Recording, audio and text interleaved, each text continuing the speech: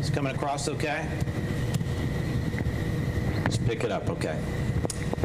All right, good morning.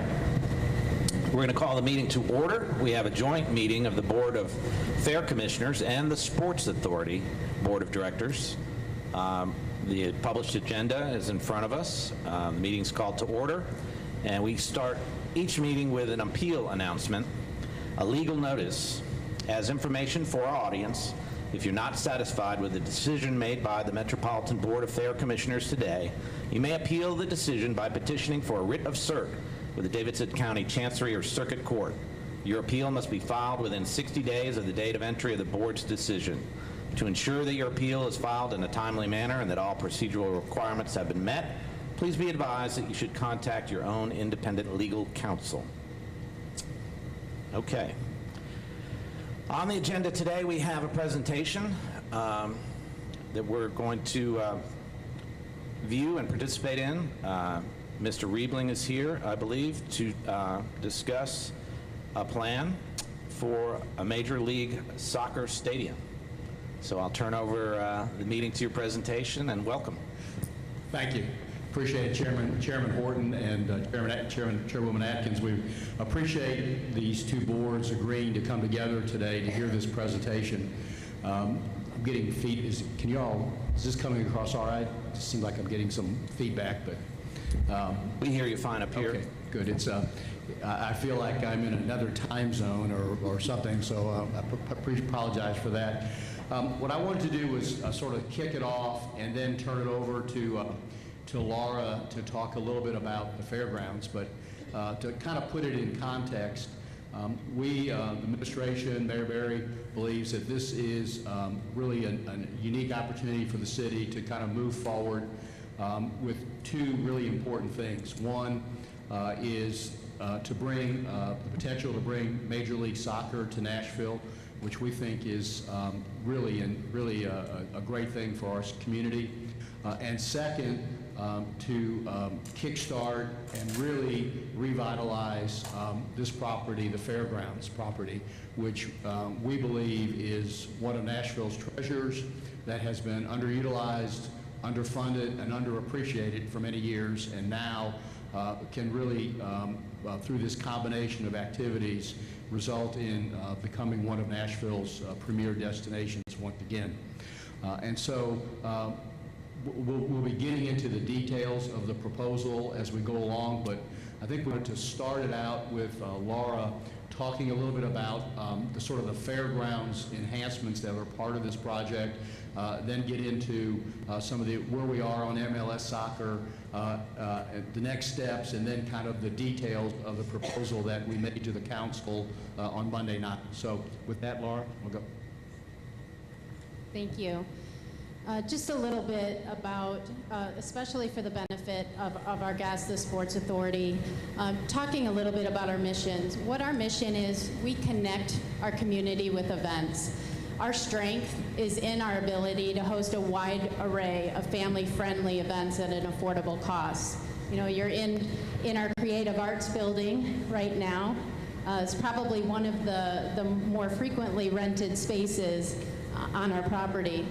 We estimate annually that we have 1.4 million visitors each year to 160 unique events. Events like our monthly flea market, our race season, state fair, large expos like the Lawn and Garden Show, Christmas Village, the herb and perennial plant sale, wrestling and roller derby, job fairs, and corporate sales meetings. All are proud to call the fairgrounds home to their events. Metro has already made a significant financial commitment towards improvement of the fairgrounds campus. To date, several underutilized and unsafe structures have been removed, and the exteriors of all of our exteriors of our conditioned space have been painted. This also is one of the buildings that received a fresh coat of interior paint. I don't miss the two-tone yellow that was in here before. We do look forward to the future because we know that status quo is not acceptable. Improvements to the speedway, our buildings and infrastructure, our green space, our waterways are all vital. And an MLS stadium can complement those improvements and will encourage a collaborative use of the site. This rendering depicts a similar square footage of conditioned and unconditioned space to what we have now, but in a new footprint. The indoor space is represented in the darker purple, and the open air sheds in the lighter purple. Pedestrian plaza areas will be ideal outdoor vendor space and gathering spaces to complement our events. This design, by shifting the stadium and siting the new fairgrounds buildings together, contributes to efficiency of space while giving our event promoters a lot more flexibility with their setup. A design that will complement our existing and future events with an added benefit of dual use between the fairgrounds and the stadium. These improvements will contribute collectively to the enhancement of the property. We're an active community space. We do a lot of events, but we also recognize that we have a capacity to do even more. We have successfully hosted numerous events, simultaneous events, and recognize that more meetings, more festivals, more expos can come to the property. And we definitely will engage our user groups as we move forward through this transition. Thank you. I'd like to turn it over to Mr. Will Alexander. Thank you very much, Laura. I'm grateful to have the chance to talk to all of you all today about what really is a historic opportunity for our city. I'm Will Alexander. I'm the co-founder of the MLS to Nashville Committee, which is a community group of business, sports, and civic leaders that's been playing a role in Nashville's MLS bid since the beginning. The community's played a really pivotal role, and it's one of the big reasons why we've come a long way from being at the back of the pack when this process began to being one of the leading contenders for one of the 2 expansion teams that will be awarded in December. One question that we often get is this is an intense competition. We've got 12 cities that are vying for a spot. Is Nashville ready for the MLS? And the answer is certainly an unqualified yes. The big number to look at, and what really got the MLS to get exceptionally excited about our market is the 100,000 people that attended soccer games in July. Both the USA-Panama game and the Man City-Tottenham game got national attention for our city, and Nashville, which has already earned a lot of attention as being a great sports town, really was now on the map as a great place. And when we say Music City is soccer, we really have a lot of evidence behind that with that great support. And we've got a great history of turning out for international games too, including the Mexico game last year and prior U.S. men's and women's national team games too. But big crowds at Nissan Stadium are only part of the story. Nashville's been building a soccer ecosystem that's been getting stronger and stronger every year. We have almost 40,000 youth players in Middle Tennessee. Over the last 15 years, the number of high school soccer players has been increasing at a steady clip, and really interest in the game, which is the most popular sport in the world, has really been growing in Nashville, and it's a fertile place for the MLS to grow. They've seen the success of Atlanta, the giant crowds of 70,000 that they had just last month, leading the MLS in attendance. They're excited about soccer in the Southeast, particularly excited about soccer in Nashville. So this is an ideal place for the MLS to be, and our city's ready to support a team in a big way, just like the Titans and the Predators.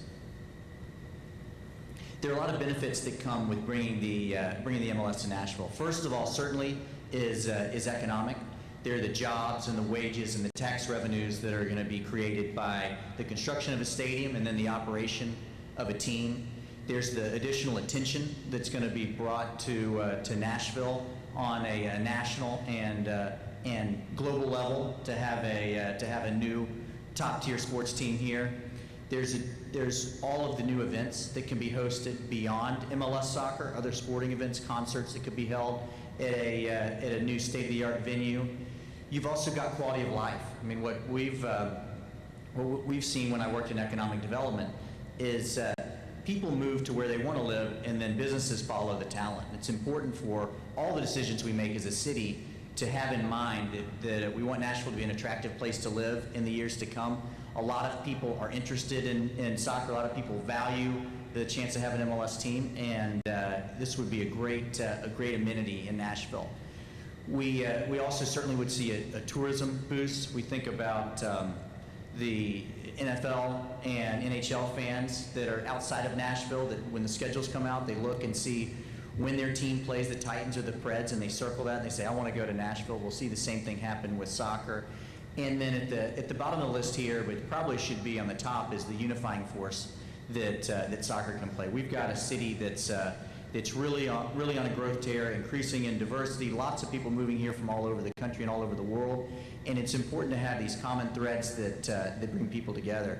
Anyone that went to the games at Nissan Stadium and heard the different languages being spoken there, it's a crowd of all kinds of different type of people that really value soccer, and a soccer team could really be a unifying force that brings all Nashvillians, old and new, behind a common cause and does a lot for our city.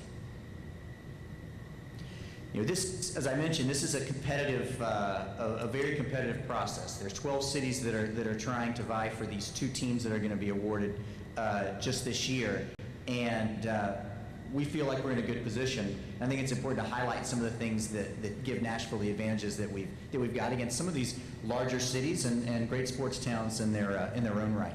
You know, first mentioned it a little bit before when I gave some background on the committee, but it's the engaged community. It took MLS Commissioner Don Garber really probably an hour or 2 on the ground in Nashville to see that our city is a can-do city, and that people here are accustomed to working together to pull off big things. And that spoke a lot to him, and the community involvement, that you've got people from all across Nashville, different backgrounds, businesses, community leaders, nonprofits, people that are in the sport, that are all in sports now, some that aren't, that have all come together, that are passionate about seeing an MLS team here.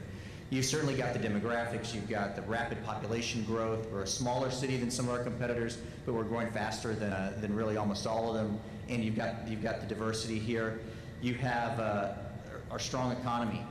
Nashville's got excellent job growth. When we presented to the MLS some of the economic data about our city, we had the lowest unemployment rate in the country in July, and I assume that's still we're still right there. You know, we mentioned our great attendance at the soccer matches, both certainly last summer and then going back over the past few years. You know, great support for the Predators and the Titans. I mean, I think the story of the NHL, potentially the story of professional sports, was the run that the Predators had and the community support for them. And it hadn't gone unnoticed that the Titans sold out more than 100 consecutive games when they moved to Nissan Stadium. So the success of our current professional sports teams is a big factor in why we're where we are right now. We thank them for their help in this process so far. You know, Nashville has something that really almost no city has. No city really in this competition, and few cities around the world. We're an entertainment capital, and we have a global brand. And the MLS can look at our city and say, by partnering with this city, having a team in this market, we can generate more interest in the league around the country and around the world because of Nashville's well-known brand. And then last is the potential corporate sponsors. As I mentioned, we're a smaller city, but we've got a disproportionate number of large companies that are headquartered here. And fortunately for us as a city, there are also these companies that are really involved in the community and really involved with this bid. I mean, for instance, the first person to join the MLS to Nashville committee, then called the MLS organizing committee, was the chairman of Nissan North America, Jose Munoz. So we've got a lot of things that have come together, and certainly have an outstanding ownership group, which is really for what the MLS is focused on. And because of that, we're in this excellent position now, where really there's one major step remaining to, I think, put us in a position to get a team. Up here are some quotes by MLS Commissioner Don Garber. You can see the praise for Nashville.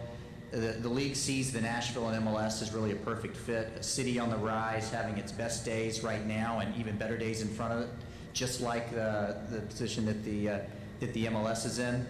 So NLS is excited about Nashville, but they've been clear that there's one thing that remains to be done, and that's to provide an approved stadium plan to them in time for the vote that they're going to take on their next expansion teams in December. And with that, I'd like to introduce John Ingram, who is the lead investor and the driver behind Nashville's MLS bid. Thank you. Thank you, Will, and thank you to both of these boards for inviting us back to talk to you about our plans. Will mentioned I would be the lead investor, and that's an exciting thing to contemplate. But it wouldn't be nearly as exciting to me if we weren't contemplating doing this in Nashville. Nashville's been my home for, I'm 56 years old, all but 3 months of my life. And when I was thinking about the future and what I wanted to do in the future, and this kind of opportunity came around, it really struck a chord with me because I really wanted to do this in Nashville. I want to do it with Nashville, and want to do it for Nashville, and I think that combination is what has me here and really energizes me about this whole effort. And as I project into the future, and as I think about a generation from now, I think it's very, very possible that within a generation that soccer, that Major League Soccer franchise could be the most important and the most followed franchise in this city as we grow not only in total number of citizens, but as our diversity continues to grow. And I think that would be, having a Major League Soccer franchise would be an incredible and important legacy for our city. And as Will mentioned, we've kind of come from the back of the pack. I don't know if one were into horse racing, you would say that we were way behind but a combination of really good work that's been done by the group that we've put together, as well as, quite frankly, the dynamics of Nashville. Will mentioned when the commissioner and his team were here, I mean, they were blown away by what's happening here, and I think that's they're not unique in that capacity. But when we started in this process back in really at the first of the year, I mean, it was clear that there were several key things that we had to do, and rather than spend a lot of time working on promoting ourselves, what we really said is, okay, we're going to check the key boxes that we need to check in order to put our best foot forward. And if you see up on your screen, I mean, a couple of the key ones. First of all, is ownership group, and it is important to MLS to have strong local ownership, and I'm grateful that they believe that I fit that bill and that my family does. Secondly, I could not be more excited to have the Wilf family, who are the owners of the Minnesota Vikings, in our group as well. The media has spent a lot of time talking about maybe their financial success, but what the reason I'm so excited, beyond the fact that they're really nice people, is their broad and vast experience in terms of managing professional sports enterprise. They've just completed a $1 billion-plus stadium that was delivered on time and on budget. And those resources, those people that were deeply involved in that have been embedded in our processes as we've been working forward on the stadium. But everything from fan experience to concessions to parking to corporate sponsorship, you go down the list. That organization has a PhD in all of those areas, and it gives me a lot of confidence that we've got people. Well, to have people with that kind of talent part of our group. So that's number one. The second is the market, and Will alluded to it. It's no secret that there is a ton of youth soccer in this area. 40,000 plus kids playing, and I don't know, that be more than that number of families and family members that are associated and exposed to soccer. And then, to have the events, the U.S. team game in the beginning of July, and then the Premier League friendly at the end of July, just really drove home the fact that Nashville's interested and ready to get behind and support soccer.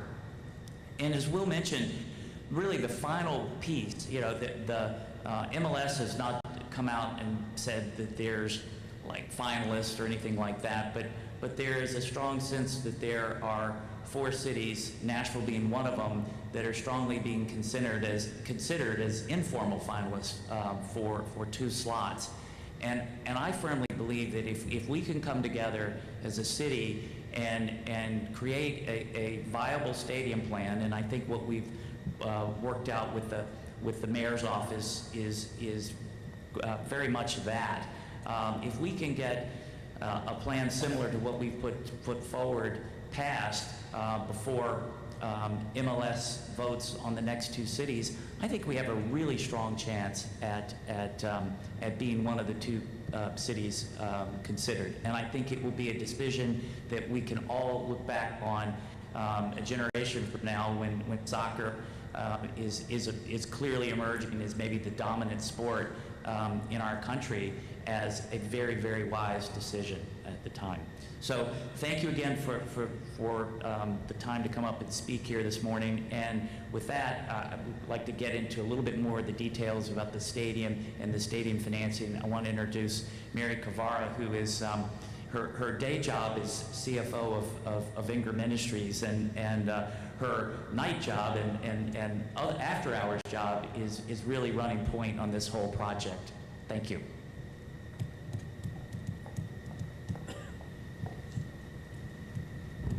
Good morning. Thank you very much, John.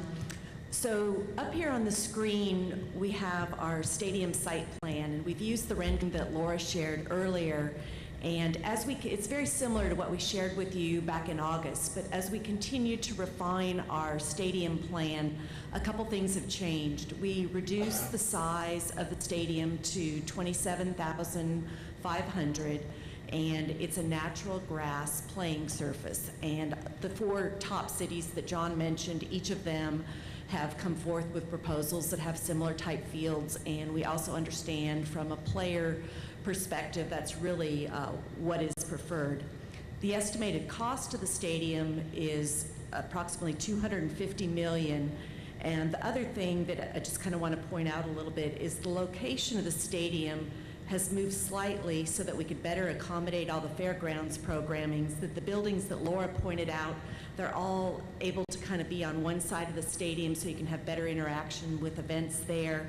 And we feel that this rendering here shows the stadium is truly integrated with the fairgrounds site. We just have completed the conceptual design, and if we're fortunate enough to be awarded an MLS team, as we get into the detailed design process, and I'll talk about the timeline in a little bit, we will be looking for ways that we can fully integrate the stadium with the other uses of the fairgrounds, so perhaps shared concessions, shared restrooms. You could even imagine that with the flea market, you could use the concourse of the stadium, and I'm sure there's people who are smarter than me that can figure out better things to do, but we think it creates some real opportunities. On the next slide here, we talk about the economic impact of just the stadium construction, and we engaged Dr. Bill Fox of UT Knoxville, Boyd Center for Business and Economic Development. And on the slide, this kind of talks about the ongoing economic impact of the operation phase. But before you get to the operation phase, there's actual construction. And it kind of has a one-time benefit. And during this time, it's expected to result in over 3,500 jobs with an annual wage impact of $139 million. During the operations phase, it's just shy of 1,900 jobs with annual wages of $78 million. And if you were to measure this over 30 years, it's about a $2 billion favorable impact to our economy that wouldn't exist today without the stadium. And the last item that I want to update you on is the timeline. And we're currently kind of in this October-November phase where we've had the informational session with the council. We know there's another council meeting later this month, and as everybody's kind of commented on the December time frame, and so this isn't our time frame, but MLS, when they came out earlier this year, they said that they would pick two expansion teams at their December Board of Governors meeting, which is approximately mid-December. And in order to make sure that we're considered to be one of those potential two teams, we need to have a viable stadium plan, which means we have to go through all our local requisite approvals.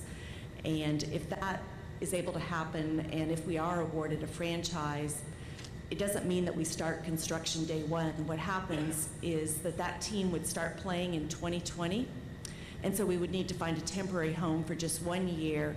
And we've set up a timeline that the stadium would not be completed until March of 2021, and so that would be the first season they would be playing there. And so what that allows is that during 2018, there's time to go through all the detailed design planning, go through all the construction planning so that we can make sure that things can be built in a responsible and appropriate manner. And then as Rich starts talking about kind of what our arrangements are, I'll just go ahead and say one of them is that the teams agreed to cover cost overruns, and so we have enough time to make sure that we can plan for that and make that happen the most effective way. And so the actual construction on the stadium would probably begin maybe late 2018 with some of the general maybe clearing, preparation, and early 2019 the stadium portion. And I'll let Rich kind of cover the timeline of some of these other events. And with that, I will turn it over to him. Thank you.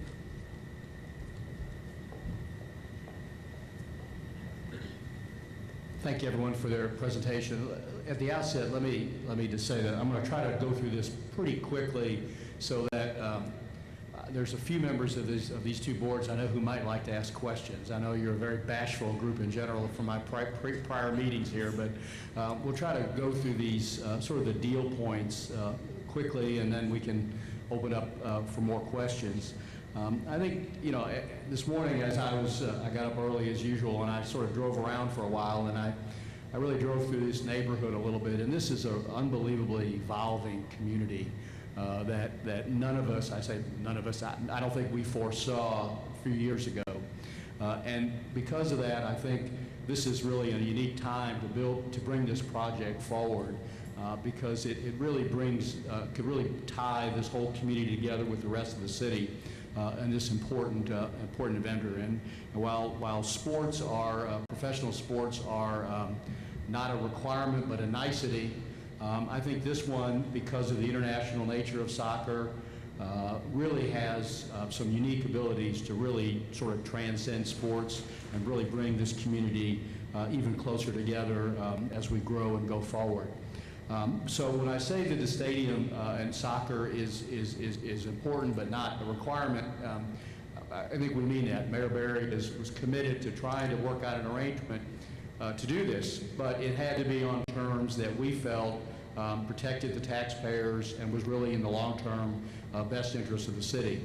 And we believe through hours of negotiations and discussions, what we have to present really does meet those criteria, and is something that we really think going forward serves the needs of the city, protects the general fund, the tax base, while also allowing for great improvements on this property.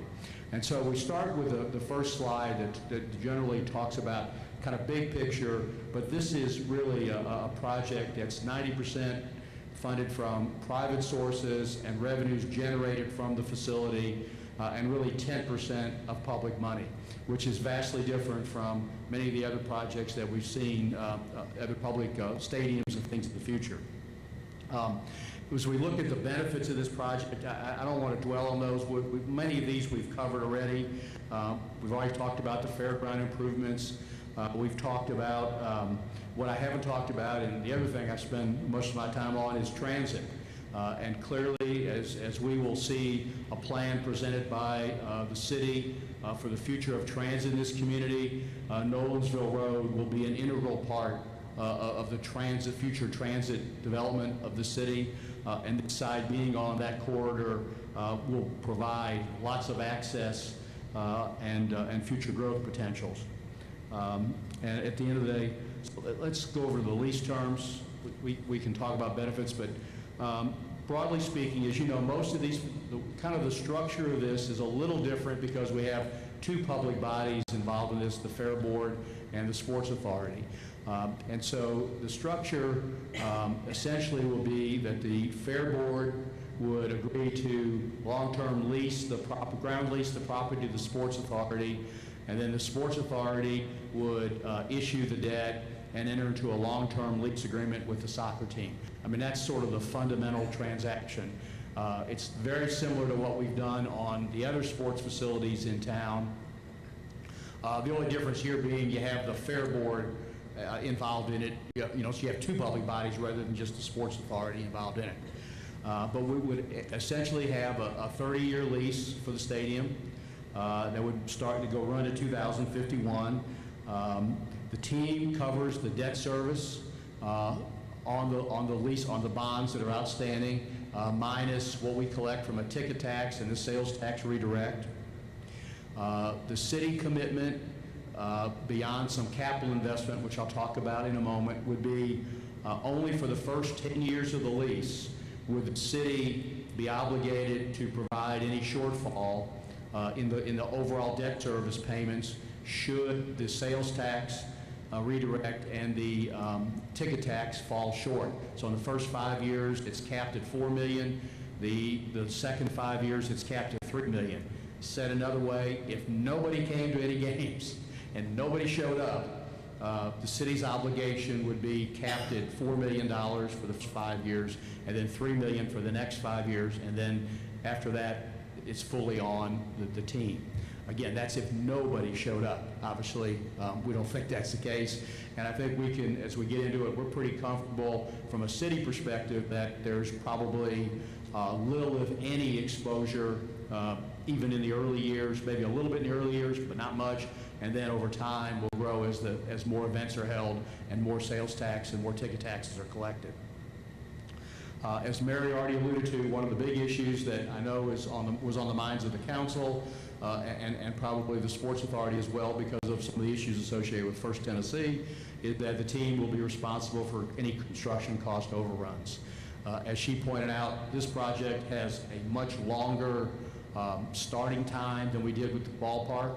That one was done on a fast pace. This one will give us time to really dig into the drawings, get further into the design before we would ever go forward with construction. So we think the risk is much more minimalized,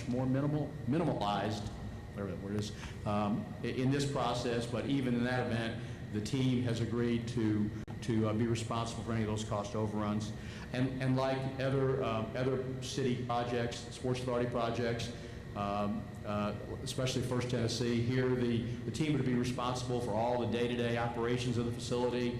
The cost to operate the facility would all be borne by the team, with the city responsible only for major capital expenditures down the road. And unlike some other projects, we are building into this structure a fund to start accumulating money to pay for those CapEx down the road. So starting in year 5, the ticket tax would be increased to start putting money into a pot that could be used for CapEx, 6, 8, 10, 14 years down the road. We actually have structured in where it would go up 50 cents in year 5 and go up another 25 cents in year 7, I believe. Again, creating funds for the facility, which we've not done in other places. So sort of kind of a summary of the legislation that has to happen on this. As you know, right now we have filed legislation with the council, and sort of the council's role in this right now is for the Sports Authority to go forward with issuing any debt. The council has to sign off on it. The council has to give the Sports Authority essentially authorization to issue that debt. And so the legislation with the council today, which they'll consider either at their next meeting or the first meeting in November, depending on their schedule, gives the Sports Authority that authority to issue that debt. But as we'll talk about in a minute, only if certain conditions are met. It's not a blank check to go out and issue the debt, but you can only issue the debt if these conditions are met, which we'll talk about.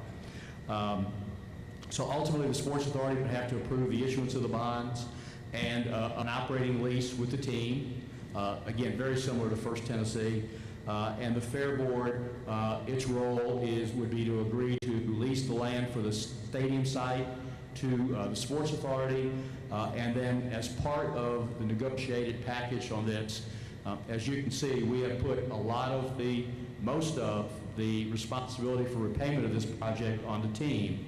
As part of the negotiations, we would agree to make available to the team on a long-term lease arrangement around 10 acres, which could be used for some private development, which we think would only benefit the site, benefit the area, and benefit the stadium long-term.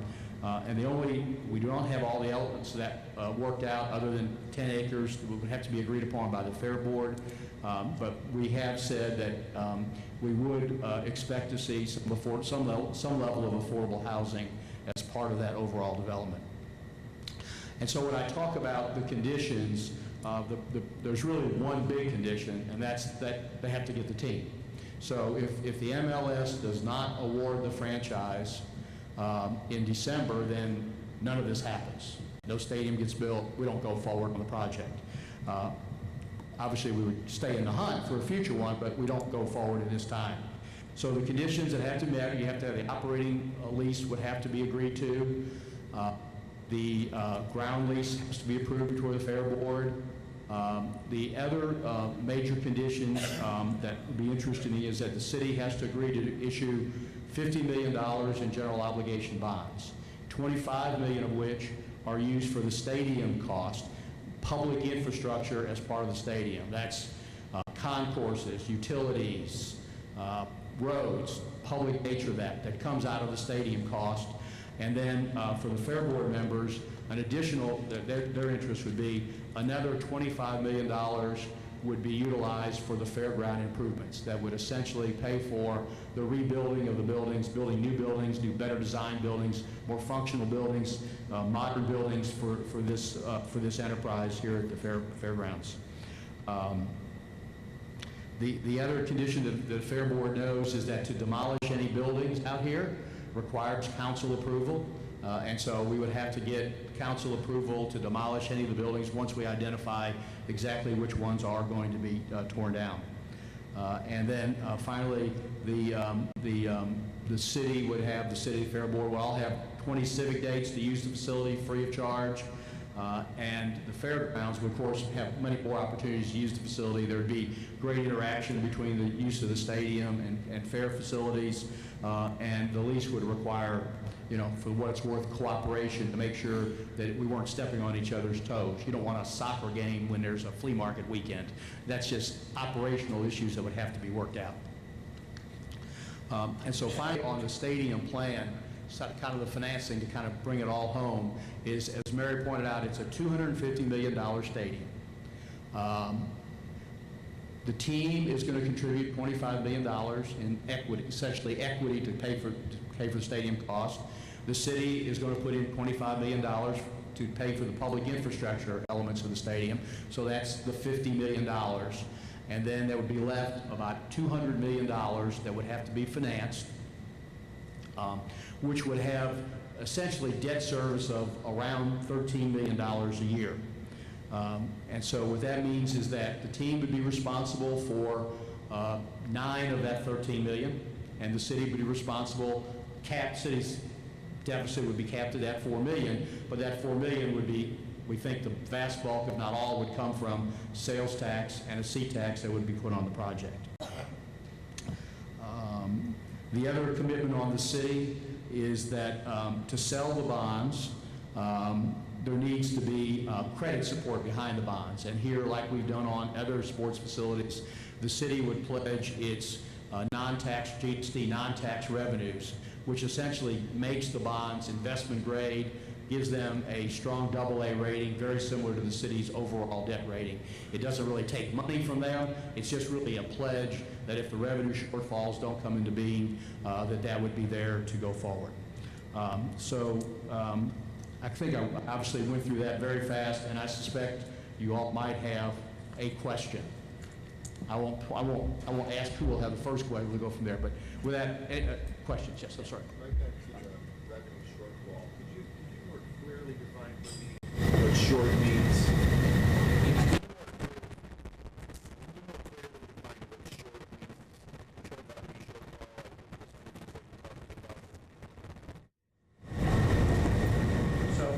So the structure is that the annual debt service on the $200 million of bonds is right at $13 million, okay?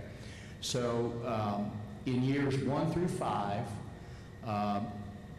if less than $4 million is collected from sales tax redirect and the C-tax, the city would make up that deficiency. In years 6 through 10, it's capped at $3 million, and if the revenues from those two sources are less than $3 million, the city would make up a deficiency up to that level. So to reach that $4 million, then, are you saying that you have to reach a certain percentage of attendance? Is that like 90% attendance? Yeah. I don't know the exact percentage numbers. We have some performance which we can share, but it's based on. We have sort of a very optimistic performer. We have what we think is a reasonable performer, and then obviously the worst case of performer is nobody comes to any game.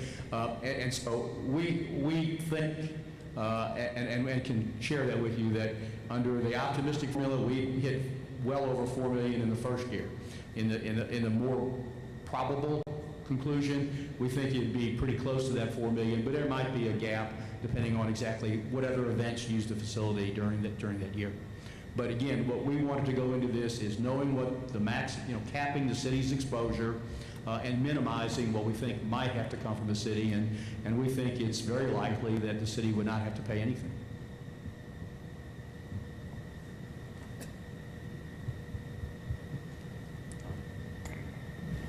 Rich, thank you for the presentation, and thank you to the ownership team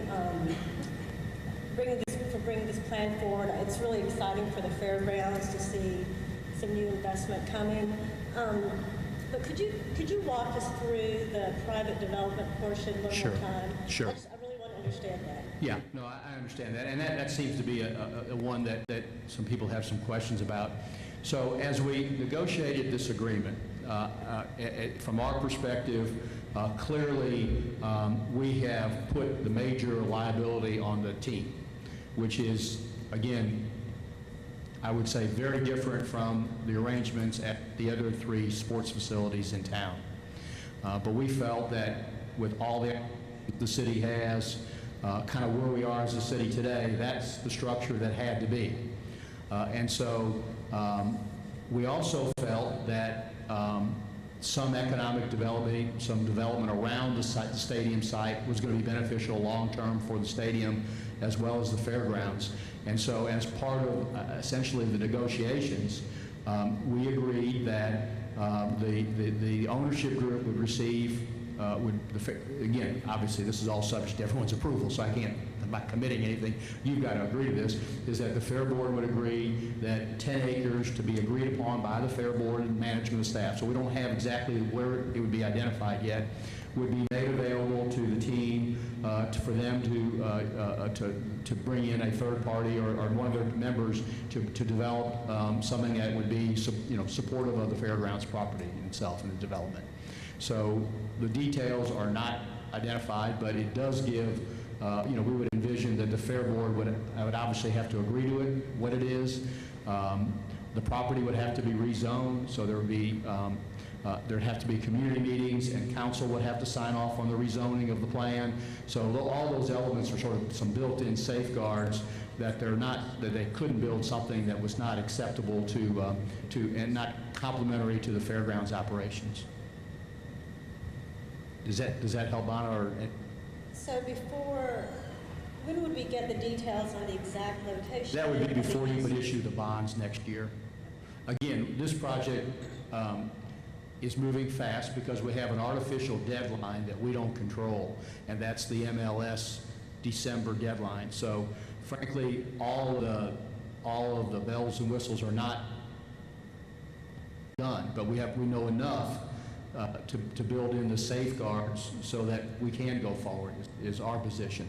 And so all of that would have to be approved prior to the issuance of the debt in sometime in 2018. And the taxes generated on that property, would that go to the debt service of the stadium or to the? It would go to the city's funds. There's no commitment on that. The debt service, or the property taxes on that development are not tied to the financing at all. And what's the thinking behind that? For, you going to the city's fund versus the stadium debt service? Because, well, the city would receive the benefit from it. I mean, it just helps the city's overall budget, I guess, is the thinking behind it. We didn't necessarily we didn't want to tie it to the debt service when we had the, we had an agreement on how the debt service was going to be paid for, and essentially we thought it was in the best interest of the city to be able to capture that money long term. We have some other needs going forward.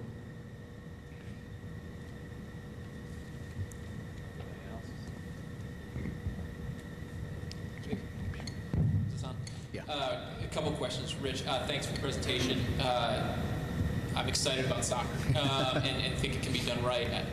My two questions kind of deal with some additional details and principles. And my concern is that where other cities have gotten themselves in trouble is when there are some details and principles that get left until the back end, and we end up in bad stadium situations. And I'm trying to hopefully get us to a place where we kind of address some of those things on the front end. So one of them is traffic and parking.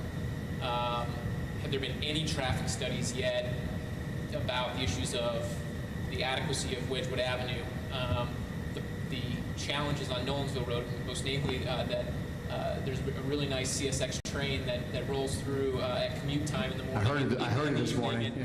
I'm envisioning the folks trying to get from downtown soccer games sitting on 4th Avenue and missing kickoff. And then connected to that is parking. Initial renderings I had seen previously had a parking structure. When we talked about the initial presentation last month, there was talk about Fair Park, and when Fair Park was presented to the Fair Board, the talk was that the fields there could be used as overflow parking in occasional circumstances. But the initial presentation from Metro and MLS talked about Fair Park being used pretty regularly as overflow parking, which would then seem to take it away from being a park a lot of the time. So if that's being relied upon as parking, altogether what I'm getting at is I haven't seen adequate parking plans yet to address. Now, it's helpful that the stadium's dropped in size. It's helpful that Vanderbilt's not in this, which is a much bigger use. But what are the plans to address adequate parking, which we haven't seen yet? I mean, First Tennessee has a parking garage, and it's a much smaller stadium. I'm concerned about the parking plans getting far enough along on the front end. Well, I think if I would say at the outset, no stadium facility has adequate parking. I mean, the Titans would love another 10,000 spaces, and Bridgestone has no parking, and although there are a lot of facilities downtown, First Tennessee has a garage which fills maybe 1/10 of the capacity of the stadium. So I think there's several factors here. One is that we have ordered a traffic study. So RPM, which now has a new name, is in process of doing a complete traffic study to come up with some recommendations going forward. I've not seen any of those results yet, so I don't think they're done yet. I mean, I think you have to think this facility has a lot of people on it on a weekly basis, and so you have about 1,500 spaces available on the park site, on the Fair Park site. You have additional parking that from the undeveloped property, developed areas of this site, and I think it's fair to say that we are looking at the feasibility of a parking structure. We just don't know yet whether that's going to be necessary or whether it can be built into the project. But there are, three or four, or probably several 3,000 at least sites of spaces available on the site. And the other thing to remember is the soccer is 17 games. So it's not like baseball where it's 70 games a year. So you have 17 games, hopefully a couple playoff games, hopefully a couple exhibition games, hopefully a concert or some other events. But you're looking at probably 25 to 30, sort of major events. outside of the fair using the facility, fairgrounds using the facility for flea markets and other things like that. So I understand the parking issues. We will have much more work on that, and we'll continue to report back on that as we know more. But we think there's probably, also in addition to that, long-term we'll have hopefully transit on Knowlesville Road. And I think you're finding a number of people going to events now are using the ride-sharing services. I know I do, and I think a lot of people, and increasingly people, are using the ride-sharing services, which brings down sort of the required parking level long-term.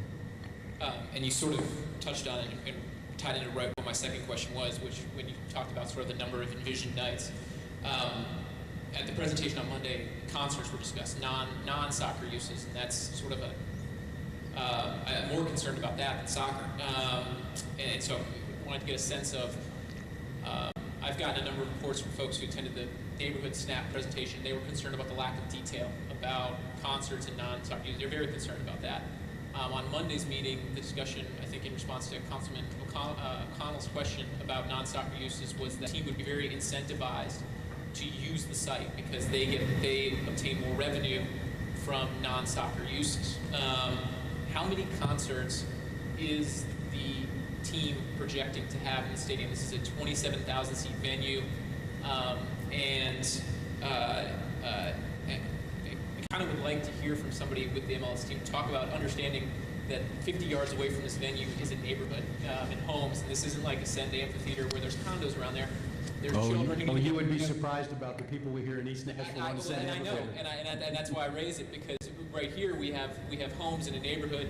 A 27,000 seat concert venue is a very different thing than soccer. And just as an example of what we do now, I have to commend the Nashville Speedway Group, who has done a really respectful job over the past few years, adding considerations, limitations on their noise and their uses. I understand. And a representative from that group has already indicated to me as we work on that new contract that they're willing to go a lot further in that process. And so,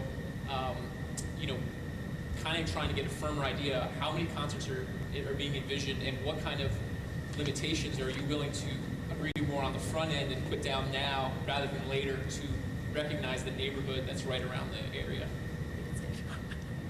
Okay.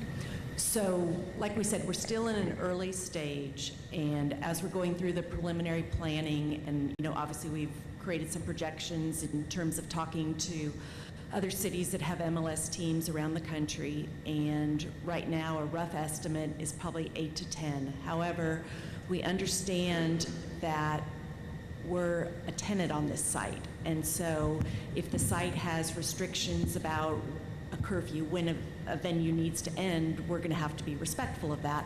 And it's one of the things that we shared with the neighborhood group as we get into this more detailed design phase. We don't have a program. I don't know who we would sign up yet, but we know that to make the economics work, as you look around our other venues, that's just part of what needs to happen, and that also helps generate the sales tax and ticket tax that help, will ultimately contribute to a capital reserve fund. And so the other piece that's important, we've got 17 home games. If you're fortunate enough to get in the playoffs, maybe there's a couple games there, but we've also said that we're committed to be integrated into the other uses of the fairgrounds, and so there's a fair amount of programming that goes here, and so it's not like you could schedule a concert and a race on the same day, and we understand that the current facilities are used for some concerts and other events, right now, and, we just know that it has to be worked into it, and hopefully that helps answer your question. And like at Ascend, we've built in, time. They had to shut down. I think 11, is the time. I'm not positive on that. And so those are the kind of things as we get into the operational side of it that we can clearly build in to protect the neighbors. Obviously, we've been, we continue to have conversations with Councilman Sledge, and we know his concerns in the neighborhood. And as we get into these and have community meetings, we'll address those issues. Fear the concerns. The modern technology can do a lot with sound versus the old speaker system. So all that will factor in as we start to design the ultimate design to minimize any impact long term for the neighborhood. I mean, obviously we want this to fit into the neighborhood because it is a growing, changing neighborhood. We don't want to be the enemy of the neighborhood. We want to be the partner and the good of it. And I think I know you're a resident of this neighborhood, so you care about these issues. That everybody be knocking on your door if they have complaints. So I appreciate that. And we're trying to. I'm giving Kim's address. We will do our best to keep them from knocking on your door. And as we learn more about what the community issues are, I think all of that can be addressed, and we understand the importance of it. We're not going to put something in here that is a detriment to what's happening in this community. It's going to be a positive for this community. Rich, Caleb? first, just want to thank it's on, can you hear me? I just want to thank the ownership group, mayor's office, and the community and other stakeholders. It's very exciting where we've got, how far we've gotten at this point, and all the hard work that's gone into it to this point. So I wanted to thank everybody for that. Following up on some of the other related items, had a question about what exactly will be, from the Fair Board perspective, I guess, what exactly will be asked to vote on, I guess, today versus tomorrow, and then also in particular relation to the 10 acres. Is that going to be kind of tied into what we'll be needing to do today, or the work next summer after the stadium? I mean, since we don't know exactly where the 10 acres are, that's something that we'll address over the coming months. John or Susan, help me on what the Fair Board is being asked to sign off on right now. Is it From a legal standpoint, the Fair Board doesn't have to approve any kind of lease agreement or anything now. That'll come down the I envisioned either approval of a resolution or a motion from the board that requests the council to authorize the Sports Authority to issue the debt subject to all of those conditions that Rich just talked about. Great. And in relation to your comments earlier about the financial pro formas, I think that would be important to look at. It's curious to see how the different pots of money are paying for it. And going back to the tax item too, are any of the I guess it's the attendance tax, I think it's like $1.75. Are any of those, any events that come to the facility or large scale events like the concerts, is that subject to that tax too? The ticket tax, yes, they'd be subject to that, yes, And, yes, sir. I noticed there's a provision in there, I think around year 6, 7, for it to be increased from $1.75 to roughly $2.25 Yes, sir. Later on for long-term improvements, but there was really nothing to address, years 7 through 30. What's kind of the thinking behind that, and how's that been addressed in other facilities? Yeah, I mean, the ticket tax, the additional ticket tax would be imposed in year 6, and it would go on forever. So you'd have a 50-cent increase in the year 6, and then it would go up another 25 cents go to 75 cents. That money would be accumulated and put into a reserve fund. I guess I'm thinking is more long-term. I know how recently Titan Stadium has done, not being experts like our brethren over here, how the long-term improvements have been done years 20 plus. That. Yeah, I mean the city would have that obligation to maintain the facility in some standard of condition like we do on the other facilities. Unlike those facilities, we're sort of thinking about it on the front end and building in a mechanism to generate some money. Will it be enough? Only time will tell. I mean, you don't know how the building is going to handle the weather, things of that nature. But long term, it is a city's building, so it'd be a city obligation, like our other sports venues. I had one last question, probably best for Mary, since she was addressing the stadium capacity item. I know took the talk from moving it down to 27,500, and I was just noticing it's a little larger than I guess the average MLS stadium. So I was just wanting to get your feedback on what was behind that decision to land at that number and the comfortability of filling those seats at a normal. Sure, thanks. So in the earlier years, the MLS has told us that maybe around 20,000 was kind of their optimal size. So as you see some of these earlier stadiums, they're in that kind of range. As they've continued to analyze it, and as you look at the popularity of soccer growing, you look at the success in Atlanta, where they consistently had crowds of 40 to 50,000 a year in their inaugural year. we're really looking at it and believe that we can support a stadium of that size, and looking towards the future as well, that you don't want to end up with something that if you built it too small, that you could never, fully get the full effect of it. And we think that that's the right size and it'll work. And, they're in the process of doing due diligence on us and understand that, and, working with them on that. So we feel pretty comfortable with that. Thank you. One other, I guess, follow-up to that. Is any other, just curious from the informal 4 or other 3 cities, have any of those other cities had their plans finalized for a stadium? So and please excuse me, I'm doing it by memory. So Sacramento's been working on this for several years. Their stadium plans are probably the farthest along, and they're actually starting work on some of the development surrounding their stadium. And I believe the size is 22,000 or so, with the ability to expand up a bit. The other 2 teams, Cincinnati, I'm not aware that they've come up with a viable stadium plan today. I think they play in a collegiate stadium. And then Detroit had discussion about building a stadium where their jail is under construction, and they're trying to do a land swap. I'm not sure if that's working out. And so things have been kind of quiet there. I don't know what other alternatives that they're exploring.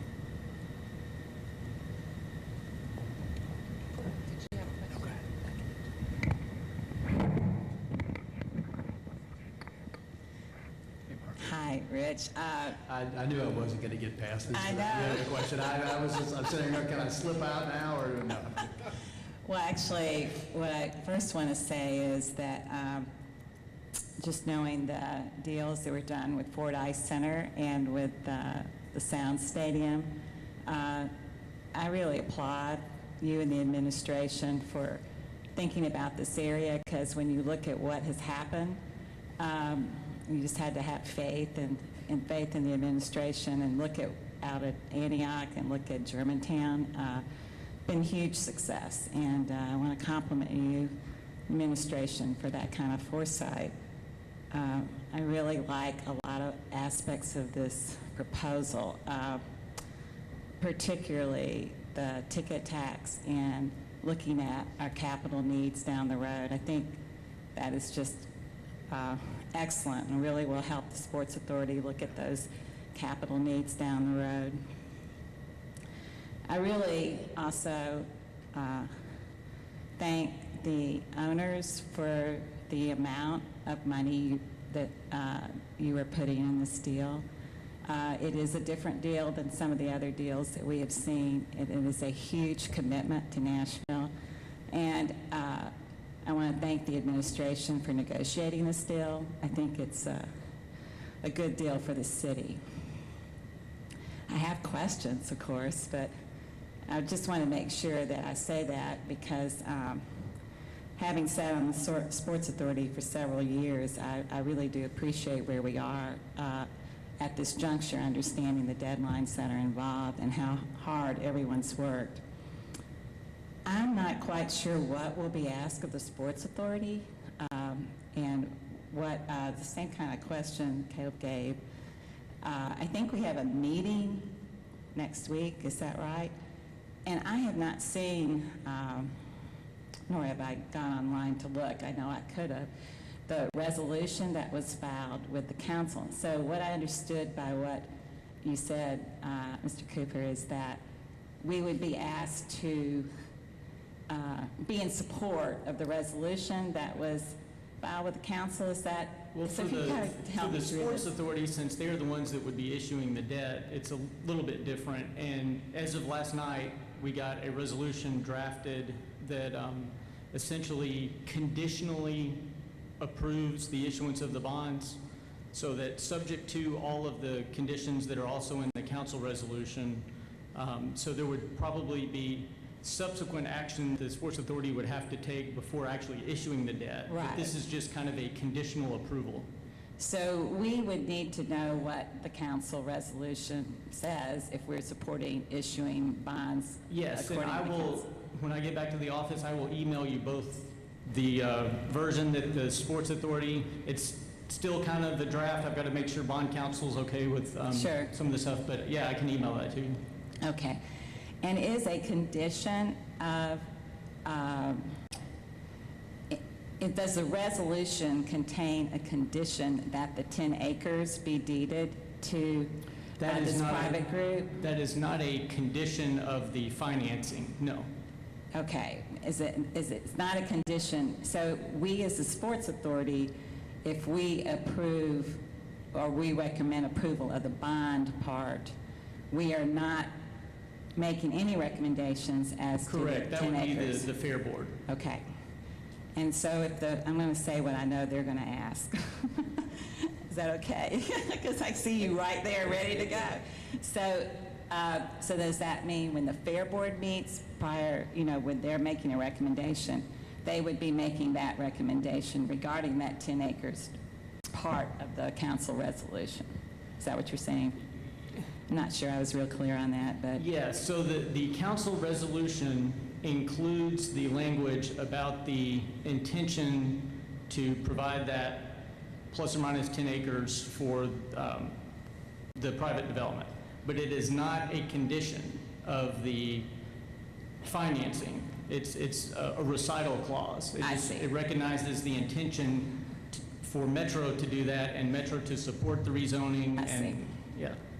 I see, because when the conditions of the resolution were out there, I didn't see mention of the 10. Correct. 10 acres, and I'm just trying to make sure I understand what you're asking of each body. We're making Metro is making a good faith statement to work with them for that in the future.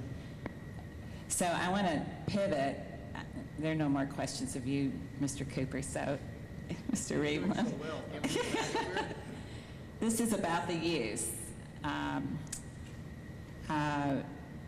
So we know there would be 17 games, and then there is 20 public use days. And I'm wondering about how that number came about. We in the Sports Authority, we ask a lot of our facilities about public use, and I don't know if we've had like a limit before. I think we have. We Okay. have in the other. Could you just maybe address the 20 and the amount of days? I think it's the same as we have on First Tennessee Okay. now. So I think that we sort of use the same number to be consistent is where that came from. And of course, I was very interested in promotion of a women's soccer professional team. I heard that. And would be very interested to make sure that any long-term lease we have with ownership would encourage or would not in any way prohibit the ability of being able to use the stadium for a women's team. That's really getting in the weeds at this point, because I know that will be something that would be addressed when the lease comes up next year. Is there anything in the resolution, I think maybe there is, I don't know, I haven't seen it, about promoting the women's game? I believe there is also a recital clause that John, here, see, you weren't done with Mr. Cooper after all. Yes, I was not. Yes, there is a language in, excuse me, in both the council resolution and the resolution that the Sports Authority will be considering. I'll just read it. Could you read that? It says, the addition of a Major League Soccer franchise in Nashville would increase public exposure to soccer, which could result in an increased interest and participation in women's soccer and one day lead to a professional women's soccer team in Nashville. I like that language. That's, some of us on the Sports Authority like that. So thank you, Mr. Cooper.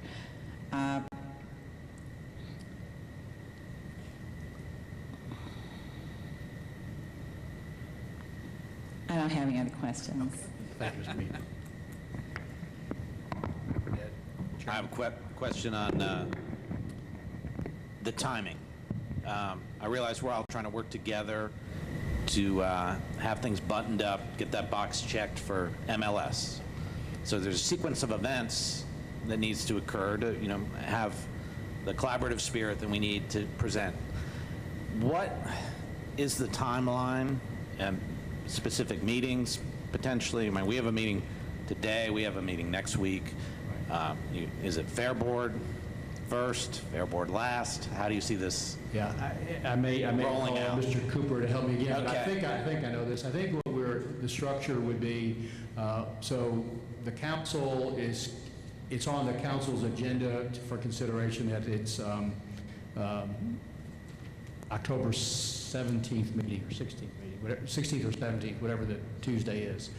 And so we believe that the Sports Authority and the Fair Board would have to act prior to that date to adopt the resolutions that Mr. Cooper just discussed, somewhat memorializing but sort of intent resolutions to go forward. And that then says the council can check, the council then can check its box that the Fair Board and the Sports Authority are generally on board before it makes before it would give the Sports Authority that ability to issue the bonds. Is that right, John?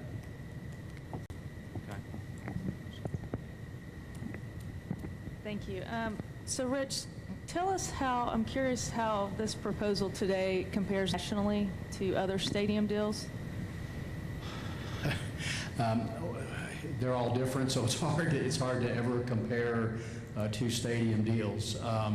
I think they range from almost completely funded to a few that I think Orlando being one that says it was all privately funded, but that's not really necessarily the case. If you dive into the details, you would see that there was some public participation in that.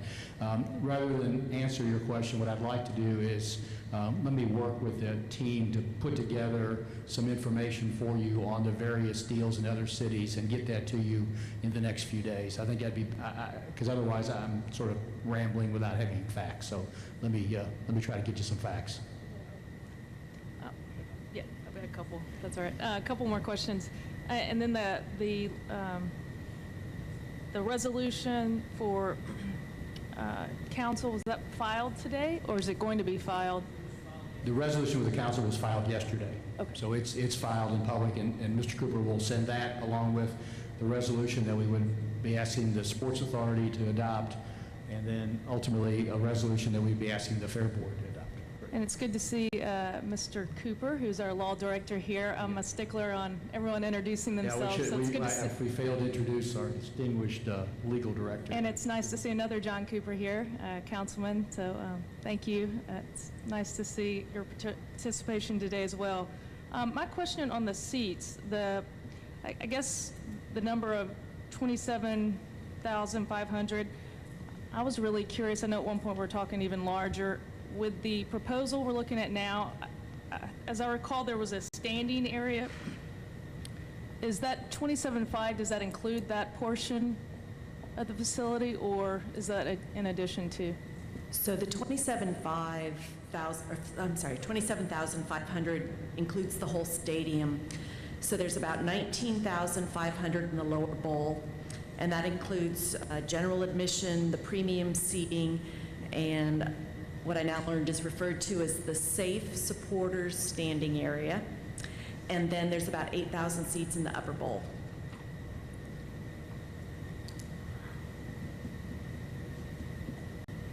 Great, excellent, okay, thank you. I think that's all my questions. Good morning.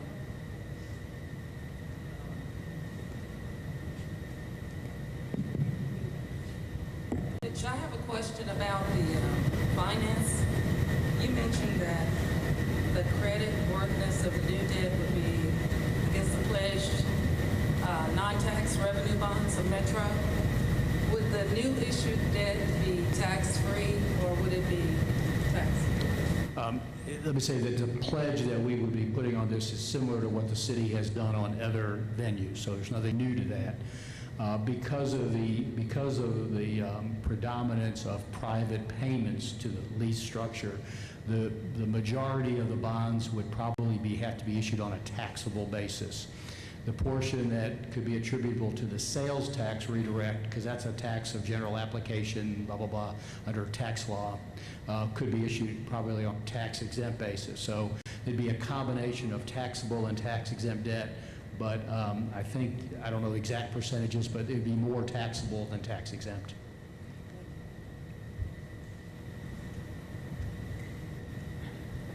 Going back to the 20 public days, do those 20 days include days that the fairgrounds could use the facility? No, it would not include the fairground days. I mean, obviously, again, scheduling has to be worked out to make it work, but the idea is that the fairgrounds would have use of the facilities sort of, I believe, unhampered. I mean, if there's cost associated with it, obviously they've got to, would have to make allowance for that. But the fair activities like flea markets, things like that would not count towards the 20 civic days. Isn't that right, Laura? I'd like to ask about contingency plans with MLS. As I understand it, there's 2 rounds of selections, correct? There'll be 2 cities named in the short order, and then I think a few years down the road, another 2. What's next year, right? Okay. What if we don't get Well, then nothing happens. selected? I mean, just. Are we still intending to keep our hat in the ring for a future? I'd have to defer. Yeah, okay.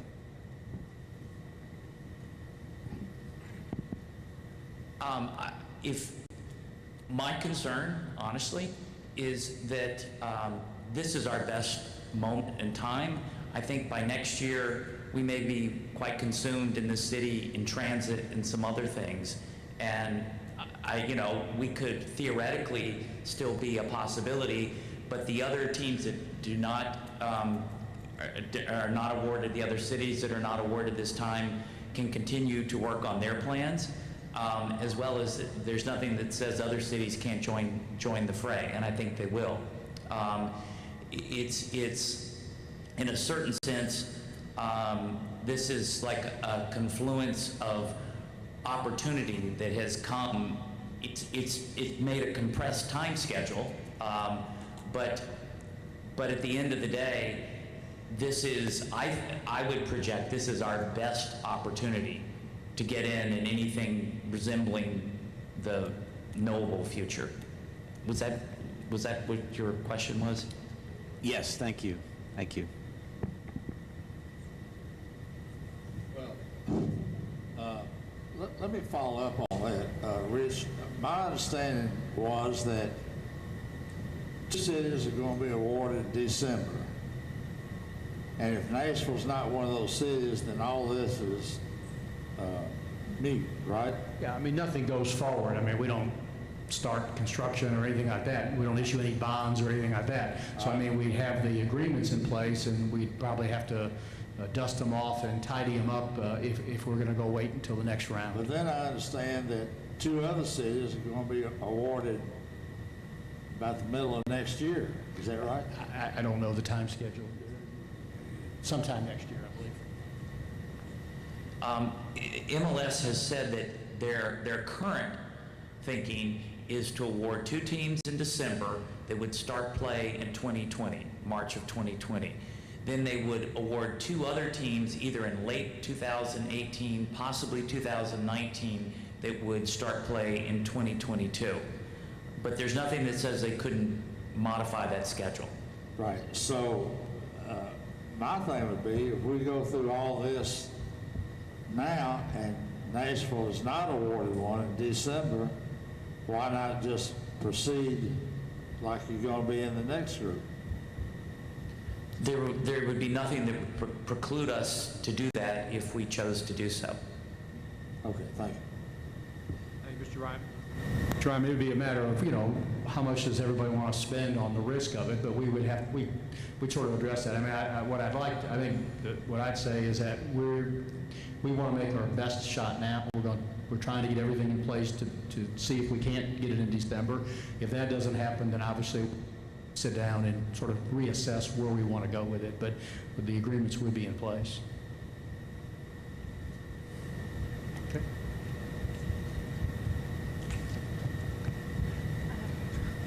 Monica and Laura, can you tell us, since we're all here, if you're able to, what are next steps on when we would meet again, and for each of our bodies might be helpful?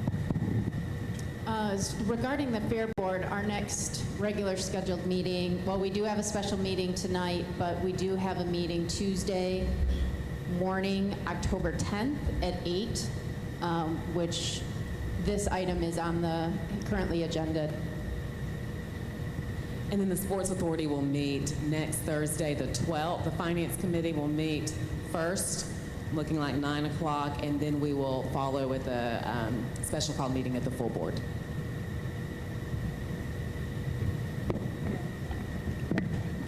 just want to say that the Finance Committee is not taking up the MLS matter. That will be before the full board, but we have some other things we're taking up, just so that everybody's invited to come at 9. I don't know if it'll take that long or not. Do you have a sense of how long our meeting would be? It should not be a long meeting. Rich, one last thing. Thank you for the $25 million specifically for the Fairgrounds property. Is that number contemplated to cover tearing down, moving, and rebuilding all those facilities? Well, you remember, you already have 12 million. So the 12 for the fairground renovations and plus the 25 gives 37-ish, 30, give or take a little bit of that. Some of it's been spent, some of it hasn't. I mean, it's sort of like a project. We don't have it all laid out yet. I think that will go a long way towards providing more than ample replacement buildings that we have today. Obviously, as we dig into the details, we'll sort of reassess that. But I think from talking with the consultants working on the construction plan, along with Laura, we think it will get you there, if not pretty close to there.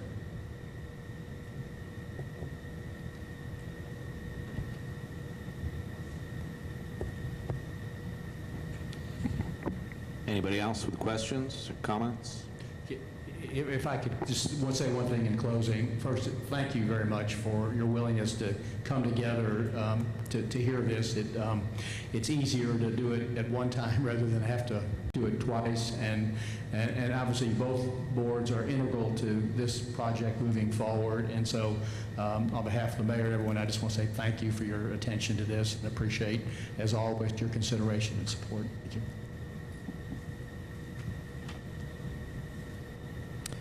Well, we appreciate it very much. I know we still have questions, and there'll be subsequent meetings. We have a public meeting this evening, the Fair Board does, in this room, 6 o'clock, start time.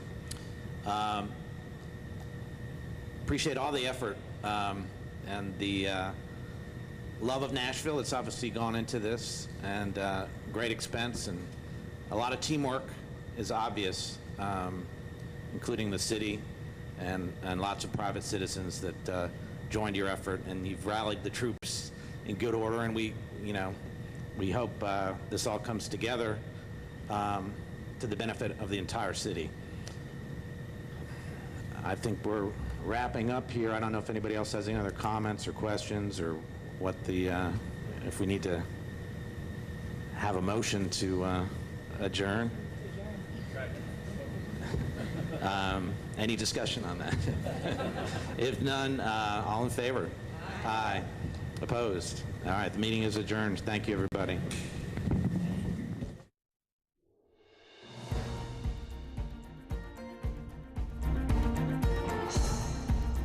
This has been a service of the Metro Nashville Network. If you would like to see this presentation again, or for more information about this and other programs, visit nashville.org.